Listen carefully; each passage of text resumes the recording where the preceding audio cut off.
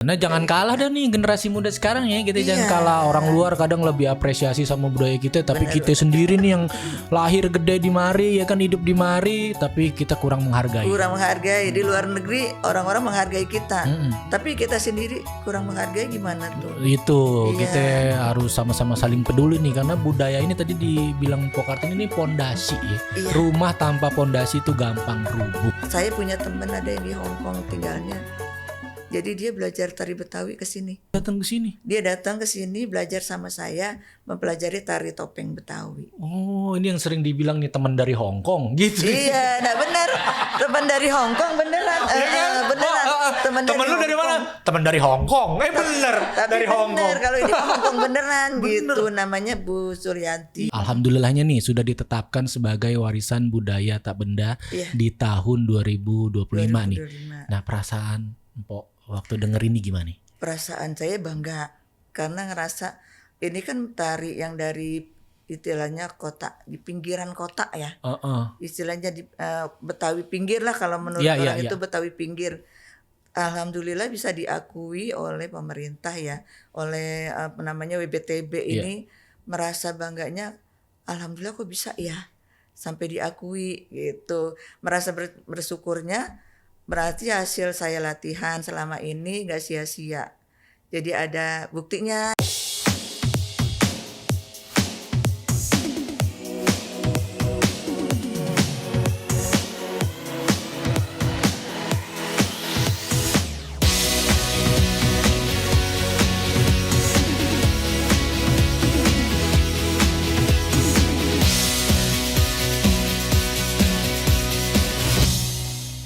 Assalamualaikum warahmatullahi wabarakatuh. Waalaikumsalam warahmatullahi wabarakatuh. Halo Sobat Budaya, selamat datang di podcast budaya dari Dinas Kebudayaan Provinsi DKI Jakarta. Salam budaya Bang. Salam budaya. Balik lagi nih bareng saya David Nurbianto. Siapin kuping, siapin hati, karena kali ini kita bakal bahas yang seru, yang ngangkat budaya tapi tetap asik didengerin. Nah, Jakarta itu nggak pernah kehabisan irama, dari suara baja yang nyanyi di pagi hari sampai langkah kaki penari di panggung budaya. Semuanya itu punya ritme yang khas. Tapi hari ini kita nggak cuma ngobrolin irama, kita juga ngomongin jiwa lewat sebuah tarian yang namanya lucu nih kalau di kuping nih kedengerannya nih. Nah, tapi maknanya dalam banget. Tari njot-njotan. Iya, nah, betul. Sebelum kita bahas lebih jauh, kayak biasa nih, gue mau buka dulu pakai pantun biar suasananya Betawi banget. Baik. Jalan-jalan ke Condet beli kembang kelapa. Cakep. Ketemu ondel-ondel lagi joget di taman. Cakep. Tari njot-njotan bukan sekedar gerak semata, tapi cermin tawa, semangat, dan cinta orang Betawi dari zaman ke zaman. Nah, pantun tuh nih udah pas banget buat ngegambarin tema kita kali ini. Soalnya tari njot-njotan nih bukan cuman soal gerak lenggak-lenggok lucu yang bikin senyum ya, tapi juga tentang bagaimana budaya Betawi masih terus hidup meskipun zaman udah berubah. Dan lebih kerennya lagi, tahun ini tari njot-njotan resmi ditetapkan sebagai warisan budaya tak benda tahun 2025. Alhamdulillah. Alhamdulillah Bang. Ya, Sobat Budaya, langsung aja nih kita udah bersama sosok yang luar biasa nih, sang maestro yang dari dulu sampai sekarang ngejagain nih tarian sampai jadi WTB. Wah, keren banget. Ini udah puluhan tahun nih pasti ya. Ibu Kartini Kisam. Kartini Kisam. Saya kenal sama adiknya. Iya. Nah, sama ibu saya baru ketemu nih. Baru ketemu ya. Karena saya jarang terlibat di dinas. Saya lebih di lapangan ngajar anak-anak kecil. Bener dah, emang darah seni, emang ya satu keluarga ya. Bang Hatin juga betul, aktif Bang. Di Teater Abang None ya bareng Pomodi Kusnedi. Sekarang ada Ibu Kartini Kisam nih, saya berkesempatan ketemu, alhamdulillah banget nih. Alhamdulillah ya Bang, saya juga gini. Kok kenapa diundang ya gitu? Harus ya, diundang. Kan Bang Hatin kan, katanya bilang ya nggak apa-apa sih katanya gitu. Saya juga udah bilang sama Bang Hatin, ya nggak apa-apa Cang, sana aja katanya. Iya, dah ini saatnya Ibu Kartini yang bersinar nih. Cia. Bersinar. Nah, Sobat Budaya, tarian yang geraknya lincah ini nih, selain lincah, penuh tawa juga, bukan cuman sekedar hiburan, tapi juga cerita tentang kehangatan dan gotong royong, serta kebahagiaan sederhana khas kampung Betawi. Tari jot-jotan bukan cuman soal lenggak-lenggok yang lucu atau musiknya yang ceria, tapi tentang semangat hidup yang gak pernah luntur meskipun zaman berubah. Nah, sebuah perjalanan yang bukan cuman soal melestarikan tradisi, tapi juga menjaga jati diri Jakarta lewat irama dan gerak tubuh. Ya. Iya betul Bang. Asik banget nih. Nih sebelum kita lanjut lagi ke obrolan yang makin energik nih, karena kita ngelihat gerakan-gerakan tari jot-jotan yang energik dan menghibur. Nih juga nih, saya mau ngasih tahu nih kalau Ibu Kartini butuh baju-baju keren dari Betawi. Ini ya ada kostum dari kostumnya. Sandar Sakti. Oh gitu, alhamdulillah ya. Alhamdulillah nih. Jadi udah ada ini nih sanggar ininya ya, untuk kostum Betawi. Iya, alhamdulillah saya bisa minjem mulu. Bisa minjem mulu. Beli mah kagak, saya dipinjemin. Dia mah kagak minjem ya. Iya. Gak apa-apa minjem juga. Ini mah kode. Dibalikin. Sebenarnya kode biar boleh dibawa pulang. Bukan dibalikin lagi. Ini kalau gitu. setiap habis kelar syuting podcast kok baju diminta lagi. Iya, padahal pengennya jadi ini. Pengennya kan ada 1-2 lumayan gue buat kondangan, buat acara RW gitu. Sebenarnya sih bukannya ininya Bang, kan itu buat dokumentasinya nanti berganti-gantian orangnya gitu kan. Iya. Tapi jadi bajunya nggak boleh bawa pulang ya. Bolehnya dipoto doang di situ. Iya, dipoto doang bolehnya ya. Nah, Ibu, saya manggil Ibu aja Ibu Kartini ya. Boleh, manggil Empok boleh. Empok, bebas. Bener deh, cuma umur saya agak jauh nih. Saya junior banget, jadi panggil Empok aja ya biar lebih akrab ya. Empok Kartini nih. Sebelum kita ngomongin lebih jauh nih, boleh ceritain nggak awal mula kenal dengan tari jot-jotan? Tari jot-jotan. Saya itu belajar tari jot-jotan dari nenek sejak tahun 70-an. Jadi udah lama ya. Emang turun-temurun dari keluarga? Turun-temurun dari nenek kakek saya, kemudian bapak saya sebagai penggendang. Nah itu saya diajarin buat, kan kalau nari jot-jotan ini ada silat, ada gerak-geraknya. Jadi karena nggak maksimal itu aja nari, tapi ini harus ada belajar silatnya juga. Kalau di Betawi kan istilahnya ngasosi, nah itu ngaji, sholat, silat. Iya. Perempuannya juga harus belajar silat gitu, antara lain Bang. Nah tari jot-jotan ini memang awalnya itu sebagai pelengkap upacara, sebagai pelengkap pertunjukan satu rumpun topeng. Jadi ada musik, teater, sama tarinya. Nah itu satu malam suntuk biasanya. Nah awalnya itu kita buat pembuka tuh untuk opening tari. biasanya. Iya gitu, tari jot-jotan. Tapi nih tarinya berpasangan. Itu saya belajar nyanyi juga, belajar tari juga. Karena kalau dulu tari jot-jotan itu bukan sekedar nari aja, tapi harus bisa nyanyi. Jadi nyanyinya tuh bergantian. Laki-lakinya juga bisa nyanyi, perempuannya juga bisa nyanyi. Dan pakemnya mesti pasangan tuh ya? Iya, pakemnya memang pasangan. Iya, gitu. karena filosofi jot-jotan kan kalau kita sendiri nggak gerak tuh ya. Gerak, iya. Gerakannya juga kan beda. Kalau permainan jot-jotan kan kudu 2 orang. Nah itu antara lain gitu. Jadi kita pasangan narinya gitu. Nah nyanyi juga gitu, jadi gantian gitu. Jadi berbagai lintas seni tuh ya. Lintas tarian, seni. tadi ada gerakan silatnya Silat juga. termasuk nyanyi. Jadi semuanya dipelajarin. Kalau saya nih di keturunannya dari Mak Kinang ini, anak cucunya itu bukan belajar tari aja, tapi belajar musik juga. Jadi harus bisa main musik. Karena kan kalau main di kampung dulu ya, itu kalau misalnya pemusiknya ini lagi nggak ada, nah saya bisa gantiin gitu. Bener. Kecuali gendang lah, kalau gendang memang itu kan agak sulit untuk perempuan. Tapi biasanya di alat musik yang lain kita harus belajar gitu. Jadi nggak ketergantungan ya? Nggak ketergantungan. Jadi semua penari itu juga bisa gitu. Iya. Antara lain itu. Nah tari jot-jotan ini memang dari nenek saya itu kan. Nenek saya membuka sanggar itu dari tahun 1918. 1918. Iya, 1918. Habis Isa banget tuh, Bu. 1918. Habis Isa banget. Bada Isa. Bada Isa ya. Nah, itu antara lain itu belajar terus membuat karya-karyanya seperti tari topeng tunggal, tari jot-jotan, tari gegot dan sebagainya. Itu juga dari musiknya itu macam-macam. Ada balo-balo, ada bombang, ada gese. Nah, itu lagu-lagu topeng semua. Iya. Nah dari namanya kan udah lucu nih di telinga nih, diksinya lucu nih, njot-njotan nih. Nah dalam setiap gerakan nih punya makna tersendiri gak? Ada maknanya. Antara lain kan maknanya itu untuk awalnya kita untuk untuk menarik para pemuda awalnya sih kan Iya. sebagai penari ini biar mereka suka melihat tarian kita. Tapi kemudian itu bukan makna itu aja, tapi kita harus juga punya jaga diri karena kalau dulu itu di kampung suka ada orang luar yang ngibing. Ngibing tuh ikut, iya, tiba-tiba nari. masuk ke dalam tarian terus ikut ngibing. Nah, kalau kita nggak punya bela diri, nah itu laki-laki itu kan iseng. Iya, benar. Nah, pakaiannya pun itu nggak cuma kebaya seperti saya pakai ini, tapi itu ada kebayanya, itu ada namanya selendang, selendang yang warna-warni ampreng itu diikat kunci rumah ya. Kunci rumah itu dibawa diikat di ujung sini. Jadi kalau ada laki-laki yang usil itu dikepret. Jadi ini selendangnya dimainin. Bener.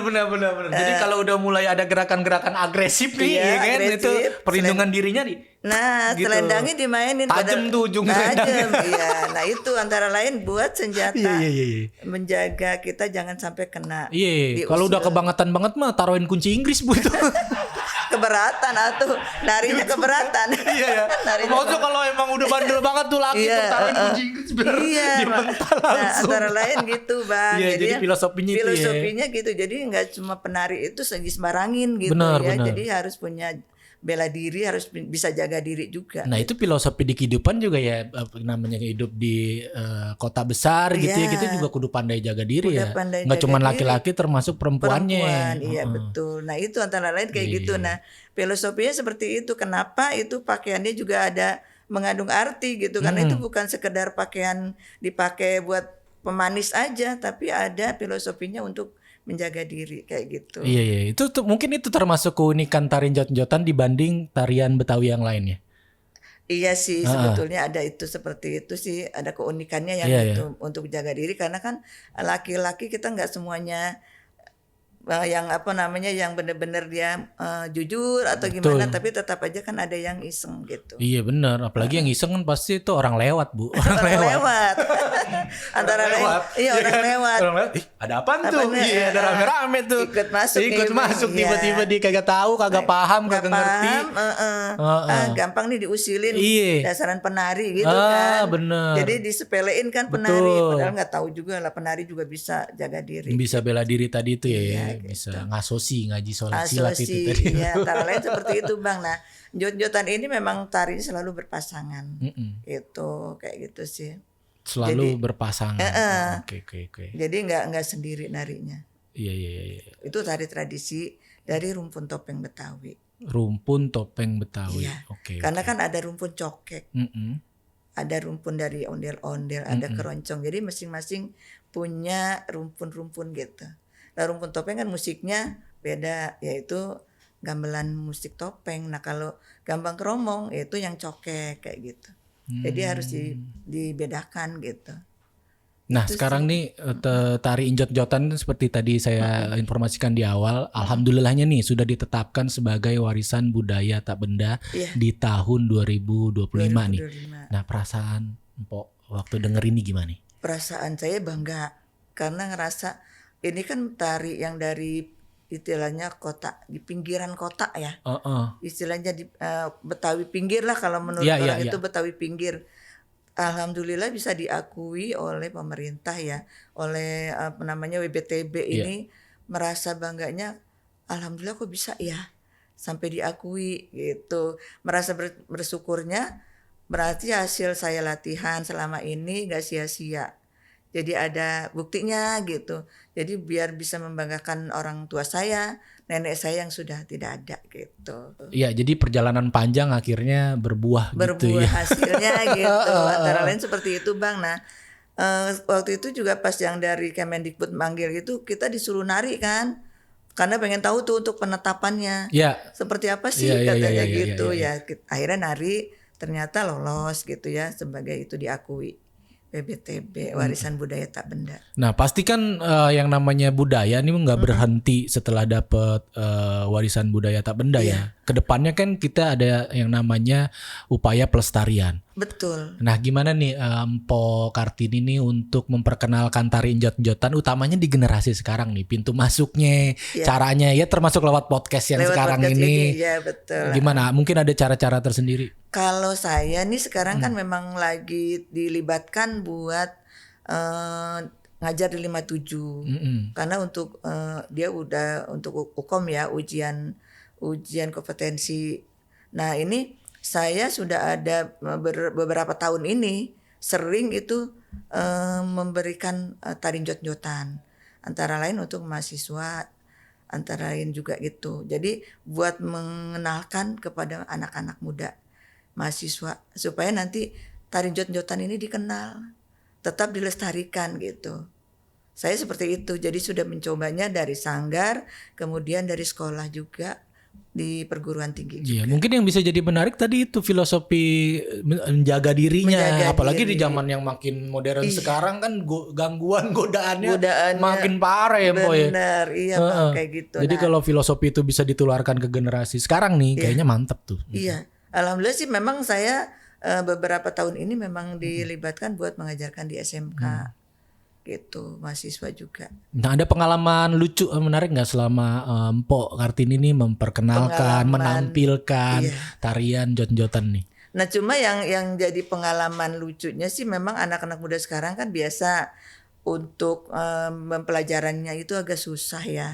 Karena tari tradisi kan harus mengenal irama, mengenal juga musiknya yang benar-benar temponya nggak 1x8 sama. Betul. Gitu kan, jadi ada iramanya itu yang hitungan 10, hitungan 9, nah gitu seperti ya, itu. Temponya nggak melulu dari awal sampai akhir sama ya. Sama gitu. Nah, antara lain kesulitannya di situ. Jadi mereka biar benar-benar memahami musiknya dulu, baru nanti gerakan-gerakannya. Gitu sih Bang.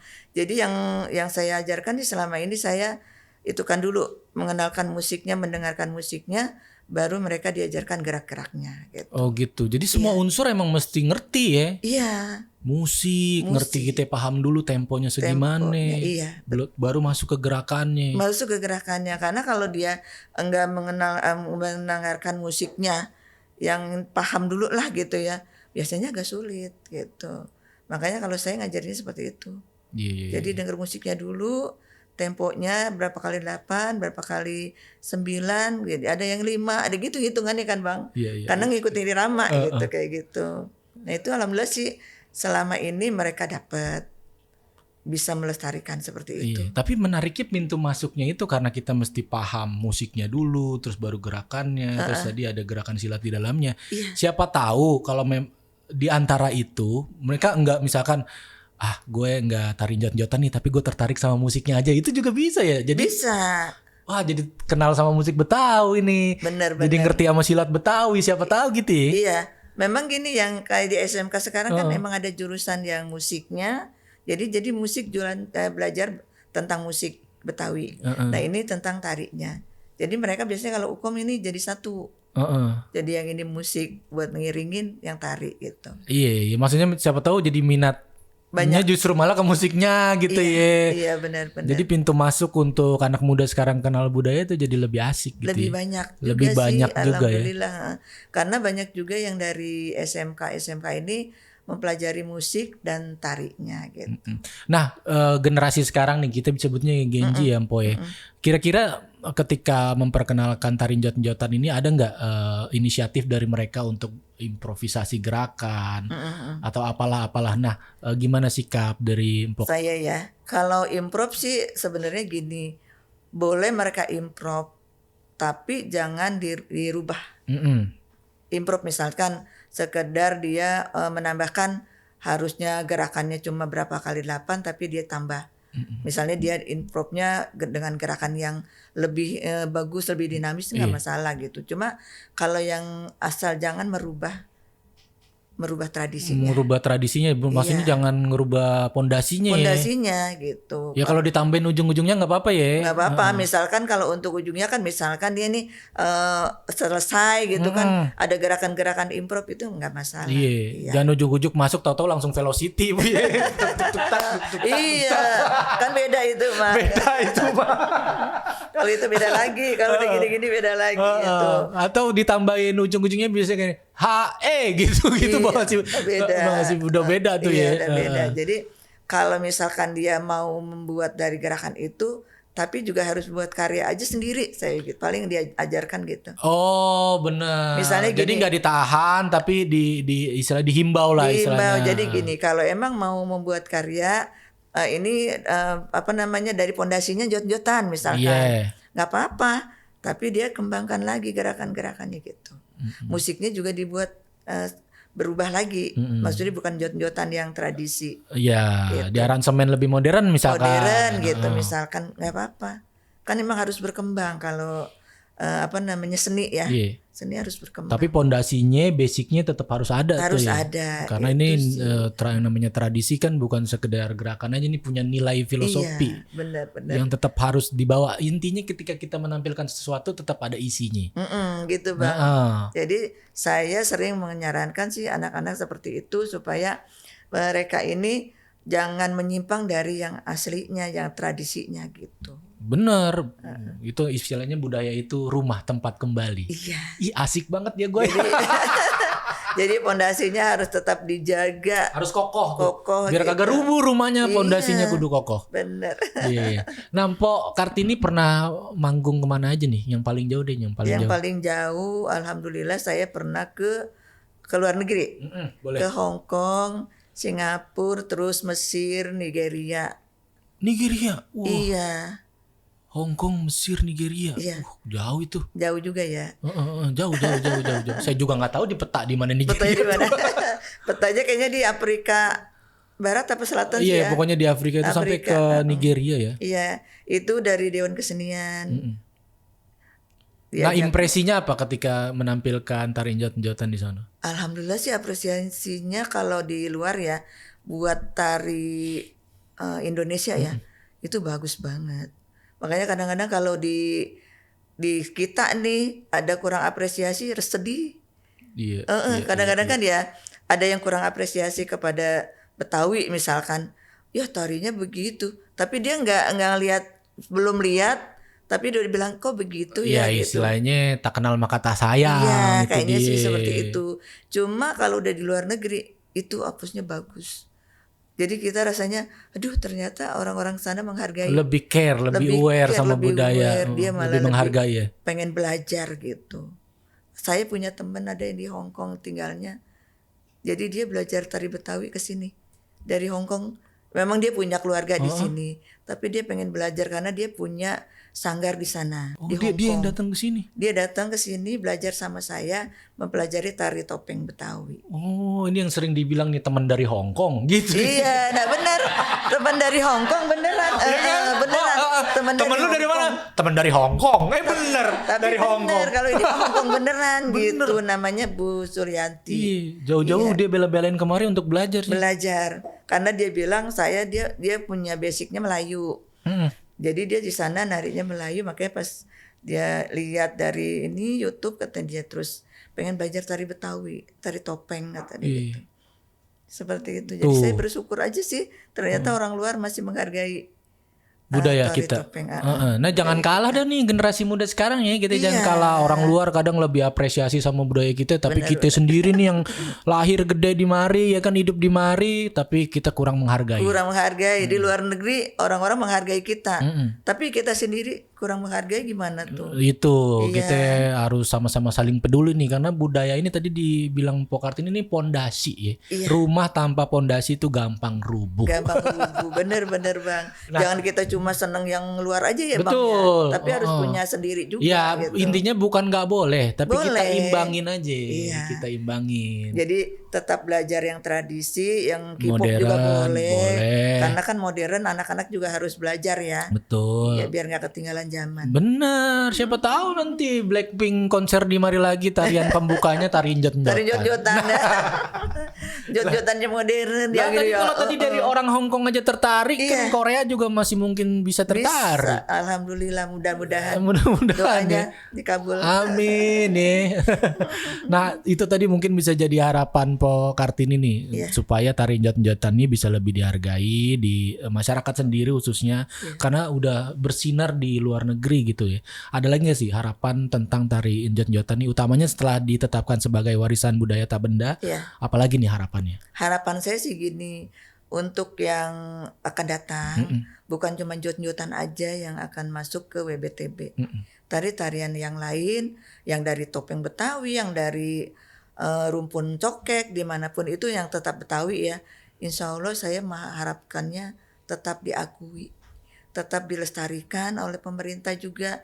Karena kita tanpa pemerintah juga kayaknya berdiri sendiri ini kurang. Ya, tetap tapi sinergi, kalau harus sinergi. Iya, jadi harus seimbang dengan pemerintah membina kita-kita yang masih muda-muda gitu kan. Maksudnya yang udah tradisinya sudah hampir ketinggalan nih. Tapi tolong dikenalin lagi ke muda-muda. Paling saya seperti itu sih harapan saya. Iya. Nah untuk sekarang sendiri Mpok udah punya istilahnya ini belum, apprentice tuh, kayak misalkan Mpok kan maestro nih, udah punya ini generasi penerus yang akan meneruskan. Insya Allah ada ya? Banyak. Dari ponakan sendiri ada, dari anak-anak mahasiswa sama SMA juga ada.